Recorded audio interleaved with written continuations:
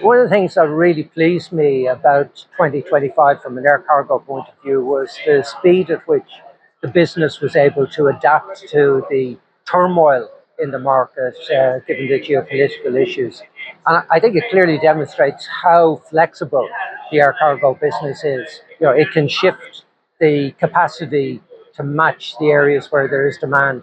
And there was no better example of that than in 2025 when we saw decline in traffic on the primary routes, Asia into North America, so capacity taken out, and significant growth from Asia to Europe.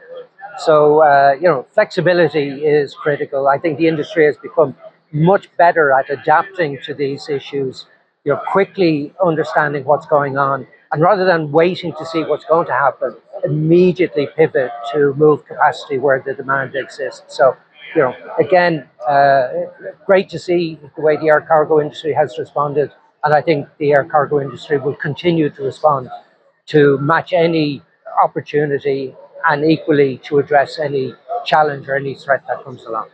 In the current situation, I think the ones that are using good digitalization, good efficiency of their systems, will benefit of the political and the changes in the world. If you are not completely digitalized or not fully into that whole chain, you may not be resilient enough to cope with all the changes that are currently happening and all the challenges. It's a big question. I think it really lies at the heart of what our industry does, and that is collaborating to move the goods around the world. What we see is that from one day to another, the complete market situation can change. And what I have been very happy to see is that people are collaborating very closely to make sure that these critical goods remain flowing. The airlines, the forwarders, the shippers, the handlers, governments even, are all working together. And I think that is one of the core strengths, and that is also something that we should continue to do. We're all in this together, so we should continue to collaborate to solve these types of disruptions.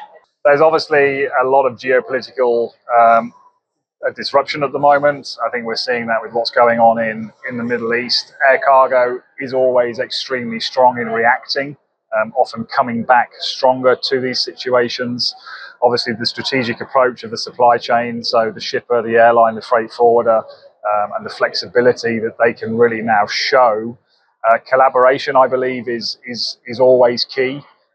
So amongst the cargo supply chain key stakeholders collaborating to ensure that the supply chain keeps moving, and that the stakeholders have the flexibility and the resources that they need to be able to continue delivering the critical sector of air cargo. So as we look at the current geopolitical scene and the disruptions that are happening, I think air cargo needs to maintain a more agile footprint with the supply chains, regional networks that allow it to flex and move so it doesn't stop the flow of goods while we're still able to support regions that are in need. I think the first and foremost thing is to remain agile and to take those adaptations that we've learned over the last year and apply them this year as well.